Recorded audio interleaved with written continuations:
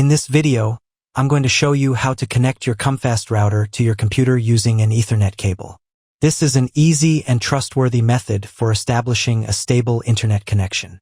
Find the Ethernet ports on your router, which are usually labeled LAN. You'll typically see these on the back of the router, and there are usually 2 to 4 ports available for connecting multiple devices. Next, plug one end of an Ethernet cable into the LAN port on your router. Connect the other end of the Ethernet cable to your computer's port, typically found on the side of laptops or at the back of desktop computers. Your computer should recognize the connection automatically. If it's not working, make sure your router is powered on and configured properly. In the video description, you'll find a tutorial on optimizing your COMFAST router for better performance, as well as other helpful guides.